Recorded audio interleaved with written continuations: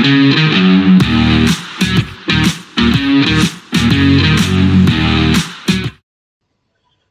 welcome back to the Supercoach Enough channel. In this video, we're going to preview round 9 of the 2026 NRL Fantasy season. So before we get into my team specifically, we'll have a look at the who's hot and who's not list. Thanks to NRL Fantasy Stats for putting this together going into round 9. So number 1 on the list, Adavalu Lasati. So very popular, cheapie to begin the season. Before going down with injury, coming straight back into the Melbourne Storm starting lineup on the edge. Imagine he'll get decent minutes. He's shown he's got the work rate, so I think he's a pretty easy shout for number 1 trade in this week. Number 2, Xavier Wilson, went really well last week, playing lock, but has moved out to the edge. How that impacts his scoring, I'm not too sure.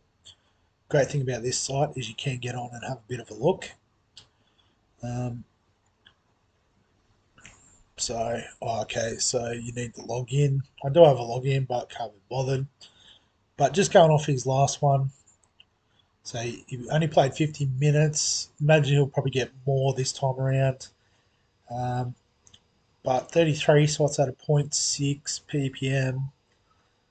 So you extrapolate that out to 80. It's about 50 points. So, probably not the worst shout at 578. Obviously, dual position's nice. Doesn't cover the round 12 or 15 buy though. So if you're looking ahead to buy coverage, not the friendliest fixture. Matt Duffy at number 3. So playing well, scoring well. Probably still pretty cheap for a wing fullback. 433k is a good price. So it's 10 games from 2025. I should have logged in, but whatever. Dufty, yep, bring him in if you want. Dylan Brown. So, I think decently priced.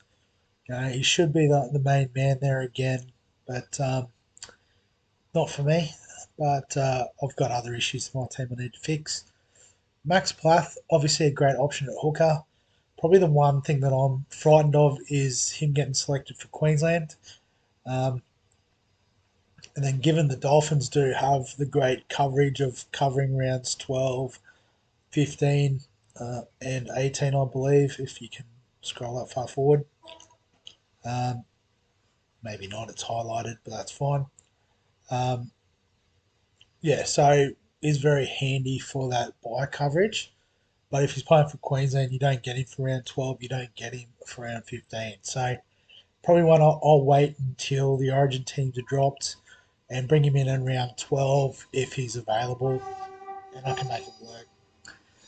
Tallis Duncan, I think he's a decent sort of swap for Noah Martin.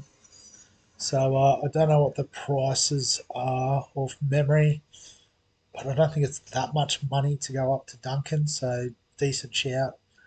Ben Tolte, so probably a bit cheaper than Wilson, but has kept his spot at starting front row. I think with the news that's just coming out that Corey Jensen's probably going to miss about 3 months with that clot that he had or whatever it was, and hopefully he fully recovers from that. But I think that's Tolte's spot for the long term. Again, the only downside with a pick like Tolte is the Origin buy coverage isn't the best. Kalen Ponga, I think, he's a keeper in the wing fullback position, so you can absolutely bring him in whenever you want. He's probably not going to get much cheaper than $6.49 if you're that way inclined. Simi Sasangi, so moves to the edge. Don't know if that'll impact his scoring in fantasy so much, as fantasy is a bit more weighted towards the base stats rather than the attacking output. But I think Sasangi will still score well. He is dual position now, from memory. Yep, so second row centre. So I think he's a great option in either position. Adam Dewey, so dominant half, kicks goals. Yep, I think he's one you can bring in if you've got the money. Alex Twal, pretty much keeper in the middle, bring him in.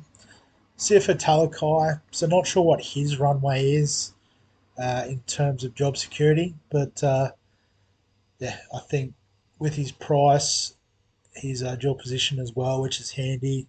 He's a pretty decent sort of bench option that will make some cash in the short term. Jackson Ford, yep, premium middle option. Has good buy coverage too for rounds 12 and 13 coming up. So I do really like that pick. Jonathan Sewer, Saxon Pike, a couple of cheapies, which I think both have the ability to make some money due to their job security. Um, Sewer, I like because he does cover round 12 for the buys, albeit not 13 or 16, which is they can be a little bit tricky, those rounds. But Pryke doesn't play round 12. So if you've got coverage in the middle for round 12, I like Pryke. Um, if you just need a body on the field for round 12, Sewer is a decent option. On the chopping block this week, at number one, Noel Martin, so out for a while with dual ankle surgery. So I think, yep, he's an easy trade out at this point. Trey Mooney at number two. So, um, yeah, if you've got the money to upgrade to one of those keeper options that we talked about, I like it. Um, yeah, I'd even entertain maybe going Mooney to Tulty just for an extra bit of cash generation if you've got the trades. Macassini misses out again this week, so I think, yep, you can trade him out. Brandon Smith, so he is named on the extended bench, so I'm hopeful that it's 1 week at worst, and I think he'll be a useful number for round 12, particularly for my team at the moment. So I'm planning on holding, but I can understand people getting off, but I think he is worth a hold. Jesse Colquhoun, so reverting back to the bench with Cam McInnes' return. So I think he's done his job for you. He can go. Fletcher Hunt, another one reverting to the bench. So I think he can go. Hamish Stewart, so on the bye this week, people are probably looking to upgrade him to a keeper.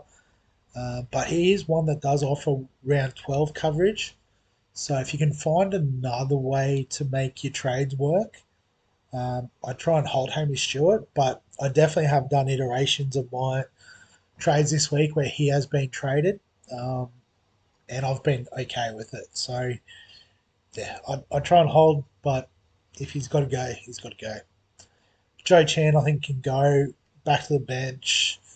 Um, might not even get a run, given that he hasn't been convincing on the edge the last couple of weeks. So yeah, time to let him go. Reece Walsh is back. That means Jesse Arthur's. It's time for him to go. Setu too probably still has a decent break even. Again, I'm not logged in. Could probably have a look on the actual fantasy website. But given his performance last week, he should have more money to make. I wanted to go this one back, sorry. Um, but again, if you've got to make moves this week, I can understand getting rid of him. Jerome Hughes may only miss 1 week, so potentially a hold if you can. Uh, but again, some people struggling for picks this or for numbers this week, so sometimes you've got to do what you got to do.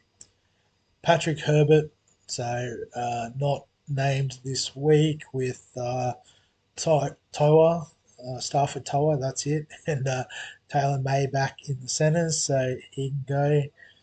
Appy Coruscant suspended for 3 weeks, so he can go. Jake Averillo out with the busted hand, he can go. And Bailey Hayward, probably just, yeah, if you've got the ability to upgrade him, by all means, feel free to do so. So those are the most popular across the league. In terms of my team this week, so the back line is pretty set to be fair. Campbell's off the bye, so he can come back on field. Arama Ho's back as well, so we'll swap Martin out to be chopped. Trey Mooney's got to get off. And Sonny Luke on. So, and if I just work these guys around a bit, get Fairmoney up there. Um, yeah, Couchman will just slide him down. So at the moment we've got 16, and that's assuming Brandon Smith gets a run. But more than likely we've only got 15, so you've got to make 2 trades at least. Um, but probably will make 3. Um, so the obvious one, I think, Martin out and Lasati in. So we'll lock that one in straight away. Gives us a bit of money, which is nice.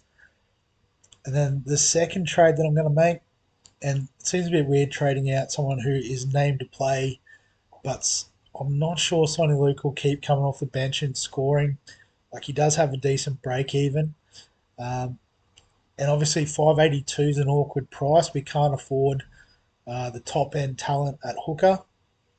If we have a look, that being Brayley by a fair distance at the moment. Um, Harry Grant, 628, is even out of reach. Yeah, so even Robson's not a go. So we're looking at the likes of a Crossland, a Plath. Again, I'm not sure about Origin. So what we're doing is we're looking for big minutes from Tristan Hope. Again, the hooker position is just an absolute punish on my team, but it is what it is. So we'll make that trade to get Hope on field. Um, and then we've got 340k to spend, and we still haven't got a 17th playing player this week. So what we're going to do is we're going to trade out Kiraz because we've got coverage across the back line. And that gives us 854k.